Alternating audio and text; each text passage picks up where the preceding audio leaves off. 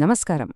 ఇవాళ మనం శ్రీమద్దేవి భాగవతంలోని ఒక అత్యంత ఆసక్తికరమైన ఘట్టాన్ని విశ్లేషించబోతున్నాం. ఎపిసోడ్ 26లోని ఈ కథ వింటే మీకే అనిపిస్తుంది, అరే, అడవిలో జరిగిన ఆ చిన్న సంఘటన వెనుక ఇంత పెద్ద మాస్టర్ ప్లాన్ ఉందా అని. అదేనండి, దైవయోజన లేదా డివైన్ మాస్టర్ ప్లాన్ అంటాం కదా, అది ఇక్కడ చాలా స్పష్టంగా కనిపిస్తుంది.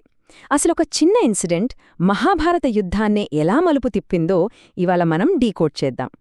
ఒక్కసారి ఆలోచించండి, కీకారణ్యంలో ఒక రాక్షసితో జరిగిన కేవలం ఒక చిన్న తాత్కాలిక కలయిక ఏకంగా కురుక్షేత్రం మహాసంగ్రామంలో పాండవుల ప్రాణాలని ఎలా నిలబెట్టింది. వినడానికి కొంచెం సర్ప్రైజింగ్గా ఉంది కదూ, కాని నిజం. దైవయోజనలో జరిగే ప్రతి చిన్న విషయం వెనుక ఒక పెద్ద ఉద్దేశం ఖచ్చితంగా ఉంటుంది. అసలు ఏది ఊరికే జరగదు. మరి ఆ అసలు సీక్రెట్ ఏంటో ఇప్పుడు మనం రివీల్ చేద్దాం. ఓకే, అసలు స్టోరీలోకి వెళ్దాం. ముందుగా పాండవుల సిచ్యువేషన్ ఒక్కసారి ఊహించుకోండి. పరిస్థితి చాలా దయనీయంగా ఉంది. కాలిపోతున్న లక్షాగృహం, అదేనండి, ఆ మైనపు భవనం నుంచి ప్రాణాపాయ స్థితిలో బయటపడ్డారు. శత్రువుల కంట పడకుండా ఆ కటిక చీకటి అడవిలో చాలా భయంగా గుప్తంగా ప్రయాణిస్తున్నారు. ఇంక నడవలేక విపరీతమైన అలసటతో కుంతీదేవి, ఆమె 5 కుమారులు ప్రాణాలు అరచేతిలో పెట్టుకుని ఒకచోట విశ్రమిస్తున్నారు. ఆ అడవి మామూలడవి కాదు సుమా.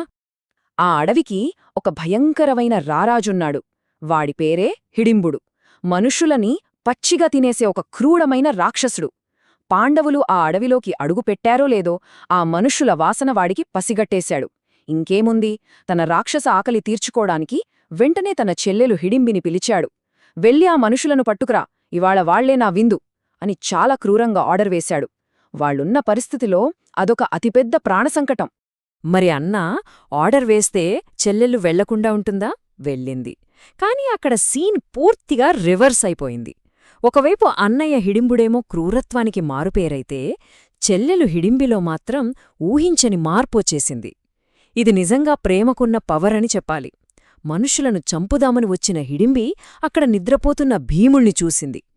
భీముడి ఆజానుబాహుడైన రూపం, ఆ తేజస్సు చూసి ఆమె మనస్సు పారేసుకుంది. తన రాక్షసబుద్ధిని పూర్తిగా పక్కనపెట్టేసి ఆ స్వచ్ఛమైన ప్రేమతో ఒక అందమైన మానవ స్త్రీ రూపంలోకి మారిపోయింది. నిజంగా ప్రేమ ఎంతటి మార్పునైనా తీసుకొస్తుందనడానికి ఇంతకంటే బెస్ట్ ఎగ్జాంపుల్ ఉండదేమో.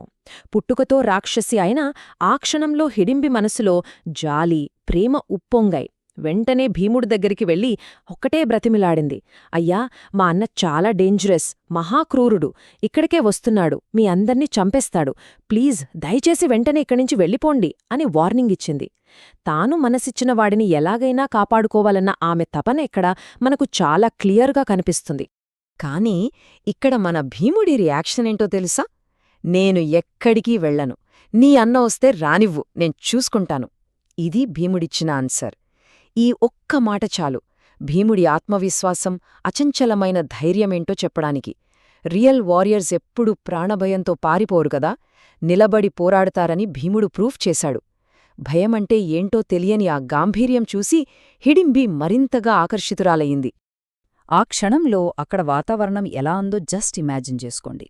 ఒక పక్క భీముడేమో చాలా ప్రశాంతంగా, కూల్గా, ఇసుమంత భయం లేకుండా నిలబడి ఉన్నాడు.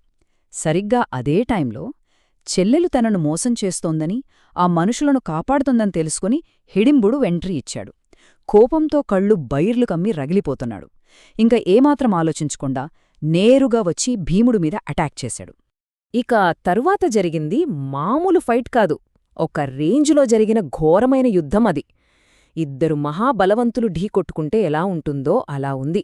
ఒకరినొకరు విసిరేసుకుంటూ ఉంటే ఆ అడవిలోని భారీ వృక్షాలు సైతం టపటపా విరిగిపోయాయి. వాళ్ల అడుగులకు నేల కంపించిపోయింది. కాని ఆ ఫైట్లో చివరకు గెలిచింది మన భీముడే.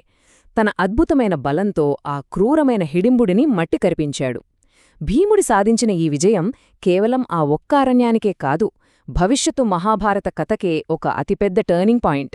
సో ఆ భయంకరమైన యుద్ధం ముగిశాక వాతావరణం ఒక్కసారిగా సైలెంట్ అయిపోయింది. హిడింబుడి మరణం తర్వాత హిడింబ చాలా ఓపెన్గా తన మనసులోని మాటను, భీముడిపై తనకున్న స్వచ్ఛమైన ప్రేమను అందరి ముందు చెప్పేసింది. కరెక్ట్గా ఆ టైంలో మన కుంతీదేవి ఎంటర్ అయ్యారు. ఒక తల్లిగా ఆ సిచ్యువేషన్ను చాలా మెచ్యూర్డ్గా అర్థం చేసుకుని భీముడితో ఆమెను వివాహం చేసుకోవని చెప్పారు. హిడింబిది రాక్షస కులమే అయినా ఆమె ప్రేమలో ఉన్న నిజాయితీని, ధర్మాన్ని చూసి కుంతీదేవి వారి పెళ్లికి గ్రీన్ సిగ్నల్ ఇచ్చేశారు. అయితే ఇక్కడ మనం నోట్ చేసుకోవాల్సిన ఒక ఇంట్రెస్టింగ్ పాయింట్ ఉంది. ఈ పెళ్లి ఏదో సాధారణ వివాహం కాదు.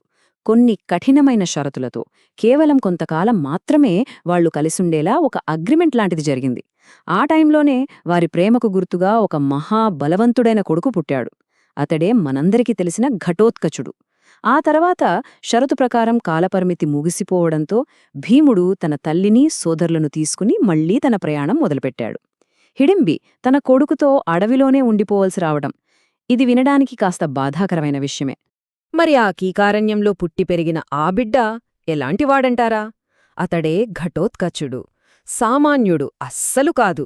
అటు తల్లివైపు నుంచి వచ్చిన రాక్షసం మాయాశక్తులు, ఇటు తండ్రి భీముడు నుంచి వచ్చిన అచంచలమైన పాండవ ధైర్యం, ఈ రెండింటి అద్భుతమైన కలయకే మన ఘటోత్కచుడు. అతడు అడవిలో పెరిగినా సరే, ఎప్పుడైనా ఎక్కడైనా తన తండ్రి కుటుంబానికి అవసరమైతే ప్రాణాలివ్వడానికైనా సరే రెడీగా ఉండే ఒక మహాయోధుడు. ఒక్కసారి ఈ నెంబర్ 1ని గమనించండి. అడవిలో జరిగిన కేవలం ఒక్క చిన్న తాత్కాలిక కలయిక, ఆ ఒక్క సంఘటన మహాభారత చరిత్రనే ఎలా తిరగరాసిందో చూడండి. ఆ ఒక్క వివాహం వల్లే ఘటోత్కచుడు పుట్టాడు. అసలు అతడే లేకపోతే మహాభారత యుద్ధంలో కర్ణుడి దగ్గరున్న ఆ అత్యంత శక్తివంతమైన అస్త్రం నుంచి మన అర్జునుణ్ణి రక్షించడం ఎవడితరమయ్యేది? పాండవుల విజయం కోసం ఆ ఘటోత్కచుడు అడ్డుపడి తన ప్రాణాలని త్యాగం చేశాడు. ఆ ఒక్క అరణ్య సంఘటన వెనుక ఎంత అద్భుతమైన ప్రణాళిక దాగుందో కదా. సో ఇక్కడ అత్యంత కీలకమైన పాయింట్ ఏంటంటే, ఈ స్టోరీ జస్ట్ ఏదో ఒక పురాణగాథ మాత్రమే కాదు సుమా. ఇది మనకు అద్భుతమైన లైఫ్ లెసన్స్ ఇస్తుంది. ముఖ్యంగా 3 విషయాలు. మొదటిది హిడింబి కరుణ. దీన్ని బట్టి మన స్వభావాన్ని, మన బేసిక్ నేచర్ని మనమే మార్చుకోగలము అని అర్థమవుతుంది. రెండవది భీముడి స్థైర్యం. అంటే సమస్యల నుంచి పారిపోకుండా గట్టిగా నిలబడితే ఆ ధైర్యమే ప్రమాదాన్ని జయిస్తుంది అని చెప్తుంది. మూడవది ఆ తాత్కాలిక వివాహం. మన లైఫ్లో జరిగే కొన్ని చిన్న తాత్కాలిక కనెక్షన్స్ కూడా ఫ్యూచర్లో ఎంత గొప్ప ఫలితాలను ఇస్తాయో మనకు కళ్లకు కట్టినట్టు చూపిస్తుంది. మరి ఈ మొత్తం కథ వెనుక ఉన్న ఆ అల్టిమేట్ పవర్ ఏంటి? అదేనండి, దైవయోజన లేదా ద డివైన్ ప్లాన్. ఇదొక కాస్మిక్ మాస్టర్ ప్లాన్.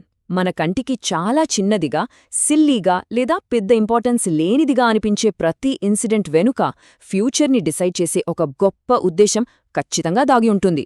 వాళ్ళు అడవిలో దారి తప్పడం, అక్కడొక రాక్షసి ఎదురుపడటం, ఈ పెళ్లి జరగడం, ఇవేవీ బైమిస్టేక్ జరిగినవి కానేకావు. ఇదంతా పక్కగా ఆ దైవయోజనలో ఒక భాగం మాత్రమే. ఇక ఫైనల్గా మనం ఒక్కసారి మన గురించి ఆలోచించుకుందాం. అంత వేగంగా అలా వచ్చి ఇలా వెళ్ళిపోయిన ఒక అరణ్య సంఘటనకే అంత పెద్ద చరిత్రను మార్చేసే రేంజ్ పవరున్నప్పుడు, మన సొంత జీవితాల్లో మనకు ఎదురయ్యే చిన్న చిన్న సంఘటనల వెనుక దాగి ఉన్న ఆ దైవయోజనను మనం ఎలా గుర్తించగలం? మన లైఫ్లో ఎదురయ్యే ప్రతి క్షణాన్ని, ప్రతి కష్టాన్ని, ప్రతి తాత్కాలిక బంధాన్ని మనం ఏ దృష్టితో చూడాలి?